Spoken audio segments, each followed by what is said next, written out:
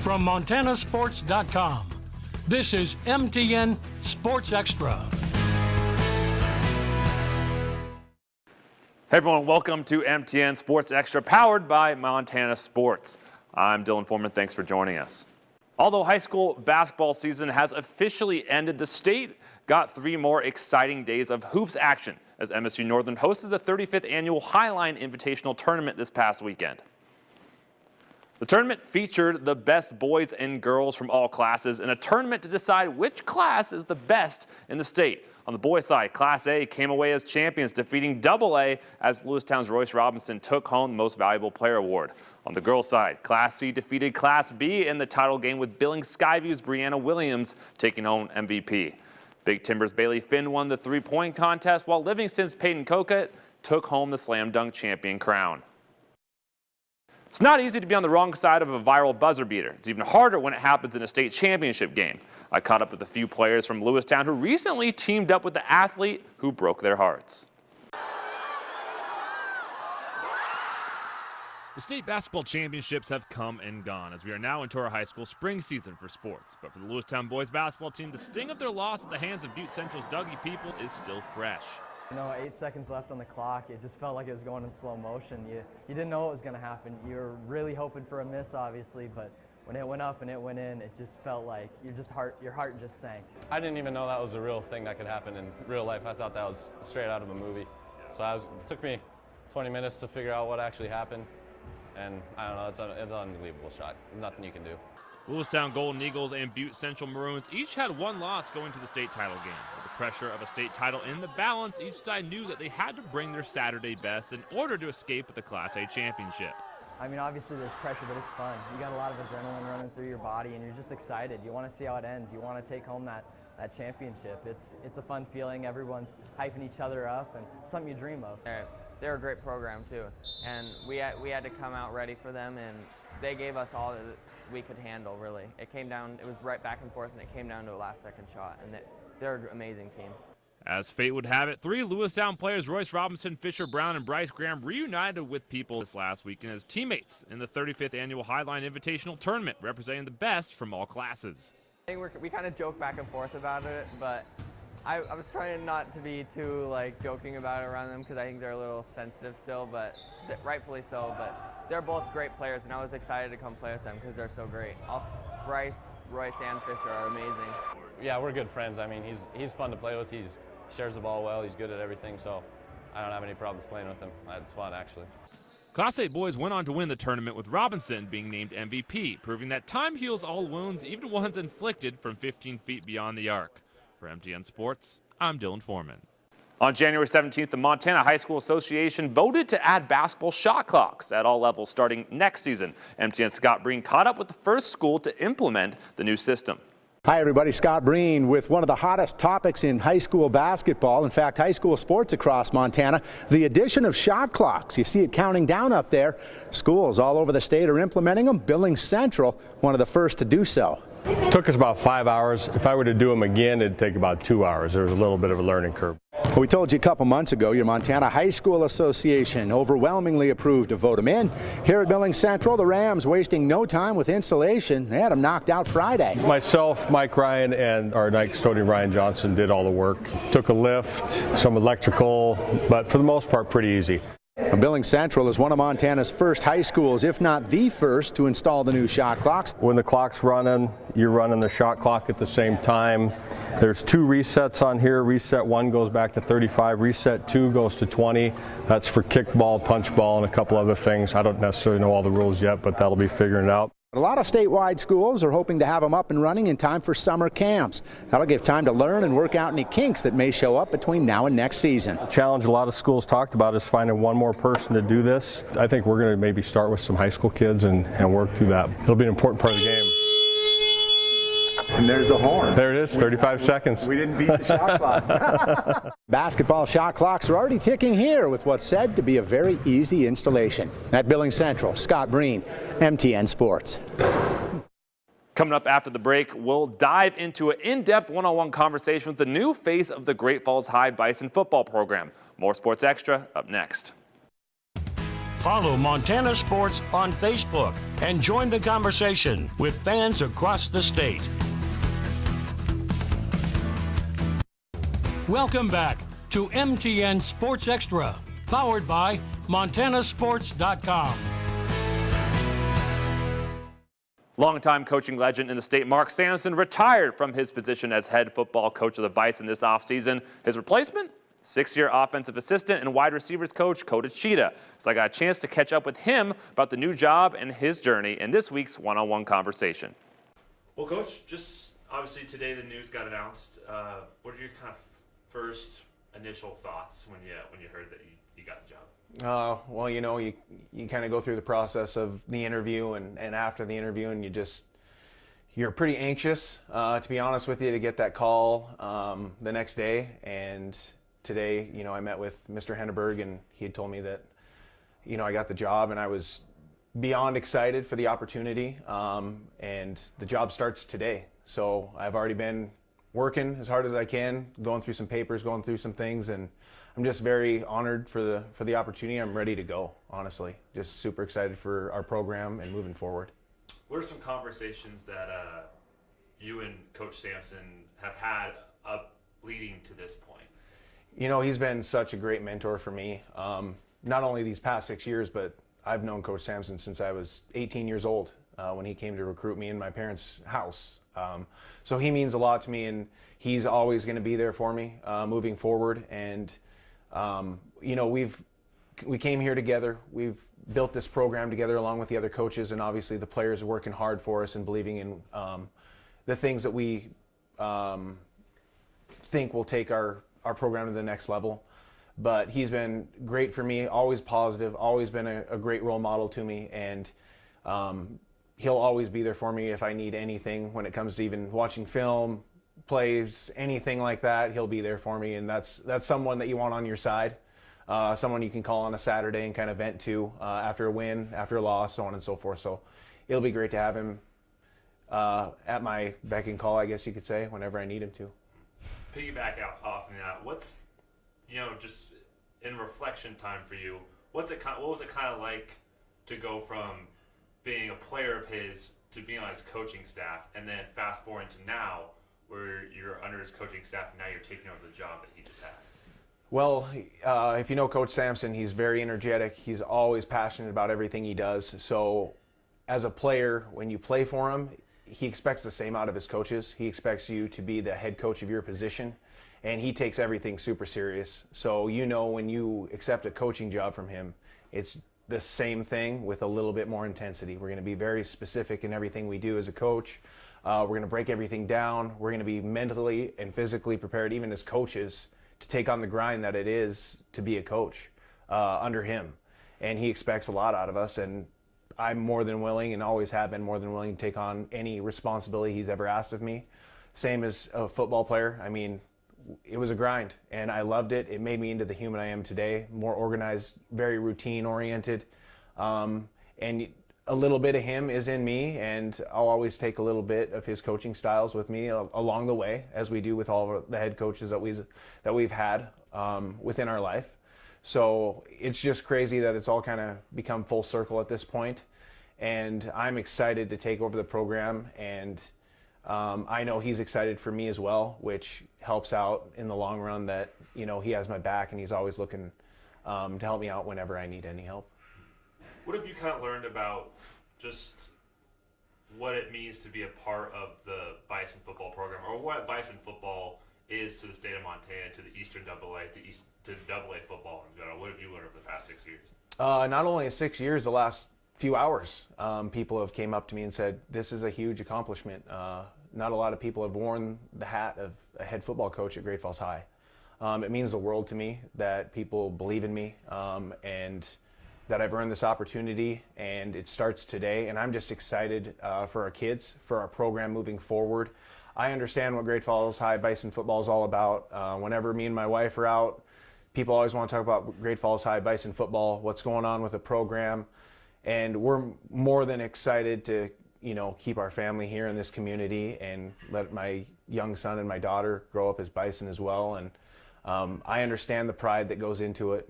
We've had so many former Bison football players come back and talk about being a Bison, and they're more than welcome to come back at any point in time again as we get going into the summer. Let's rewind a little bit before you got on staff at Great Falls High. Obviously, you're in Idaho out of college, there for 5 years, an athletic director, a teacher, a coach. What kind of drove you to Idaho out of college and wanting to be a head football coach? Well, it was a very weird process how that all worked out. I had interviewed for another job in Montana.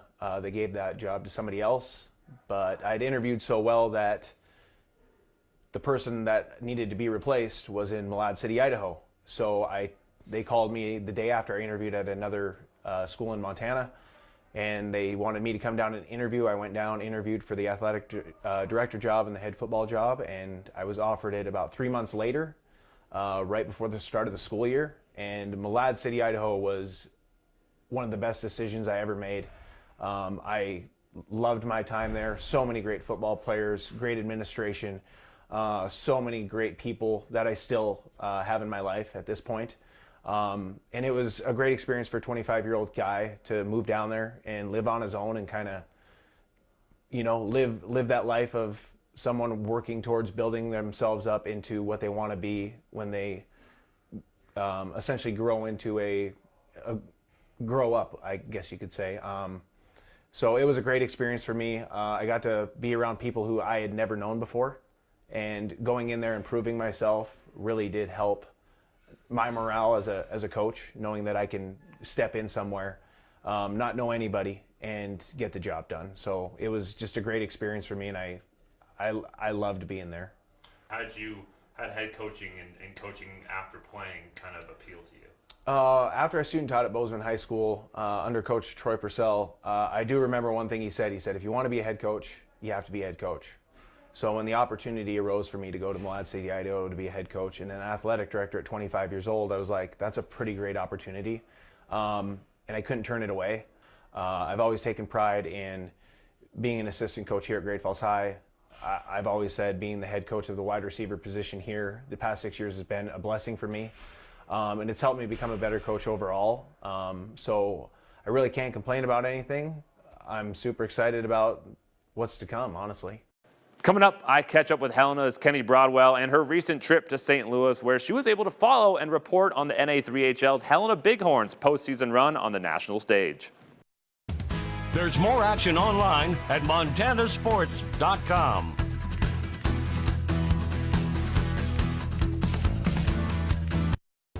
Welcome back to MTN Sports Extra, powered by montanasports.com. And welcome back to MTN Sports Extra, everybody, as we're joined by Helena's Kennedy Broadwell, who's been covering the NA3HL's Helena Bighorns all season. Kennedy, you just got back on a trip from St. Louis, but first, let's rewind a little bit. Let's go back kind of to the Frontier Division season for Helena. They dominated all the way throughout. Can you tell me about how they did in the regular season and what you saw from them and what made them a pretty powerful hockey program?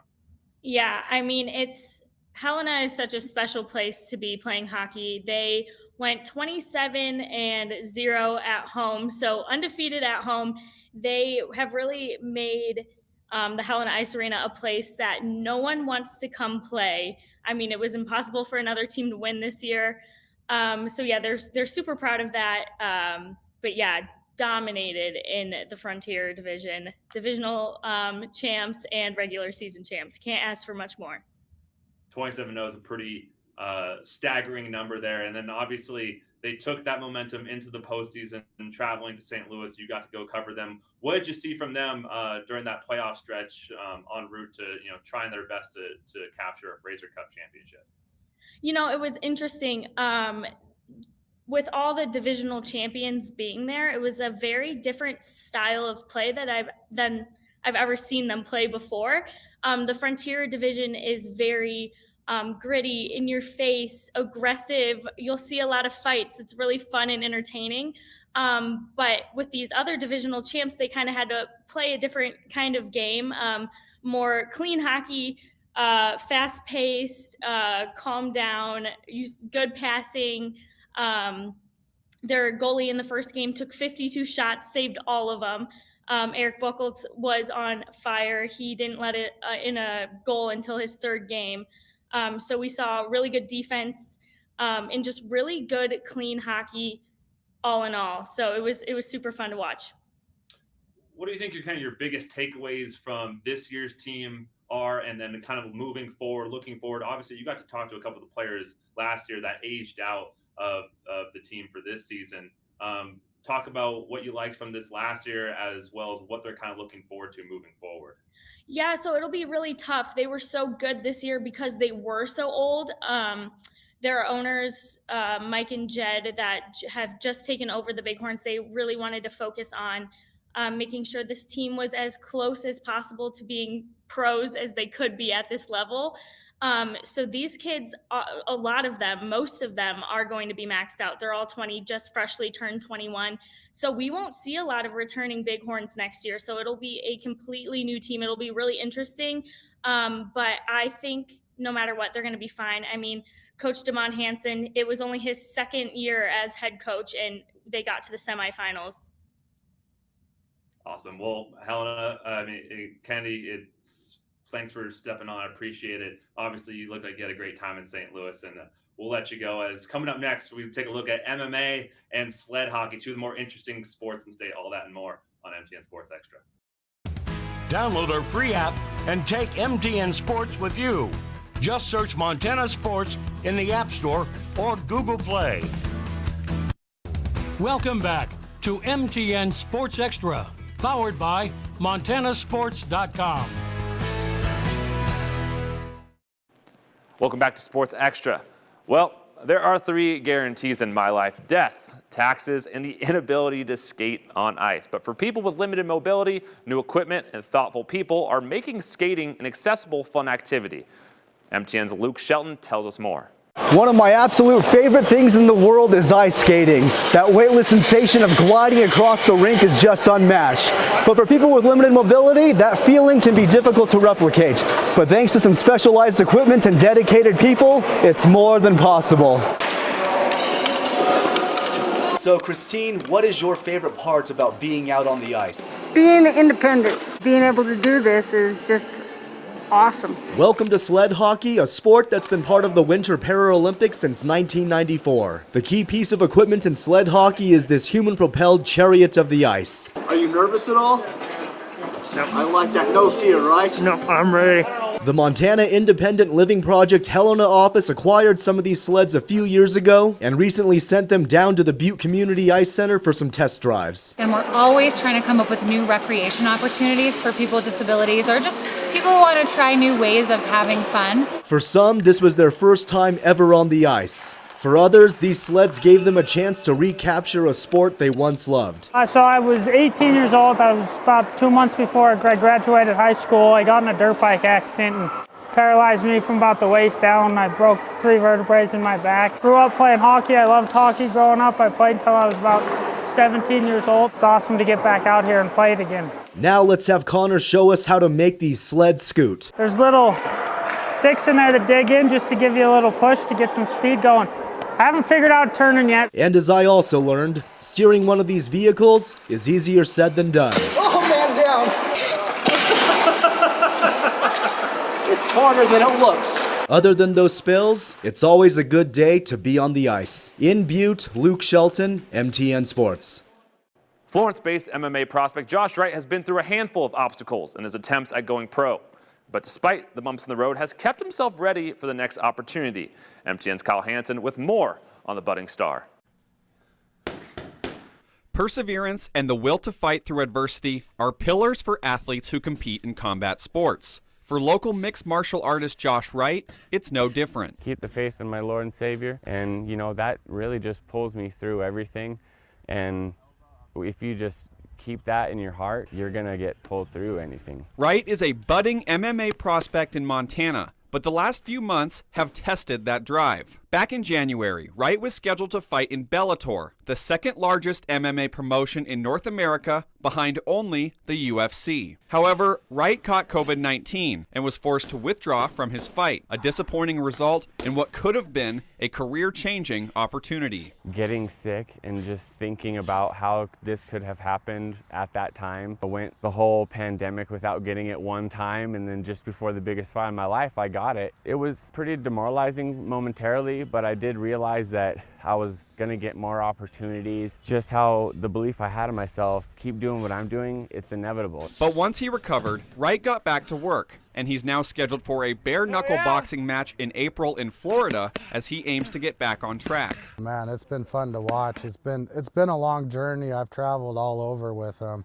On the Northwest, we've been to all kinds of shows. You know, we started out in Montana and then worked our way up into Washington and traveling to some of those shows, and it's been fun to watch him grow, and I'm excited for him to get these opportunities, especially coming out of Missoula, Montana. Wright also carries Montana and small-town pride with him, knowing what he sacrificed to get to this point. Wright grew up in Superior and currently lives in Florence while training out of Missoula. When he was beginning his career, Wright was a pipe welder traveling across the U.S., working to earn a living while also balancing his training and pursuing his dream of mixed martial arts. But Wright gave up that job to pursue fighting full-time. And with a fight again in sight, he's ready to get back in action as he pursues the pinnacles of MMA while battling the obstacles in the way. These mental challenges are what shape you. So you go through these wars with the best mindset you can, you're gonna come out, on the other end with something good. Whether it's a huge learning lesson, an offer, an opportunity of some kind, you just have to treat those hardships like a fight itself. Chin down, take it head on, and just keep going. I can't allow myself to stop. Reporting in Missoula, Kyle Hansen, MTN Sports.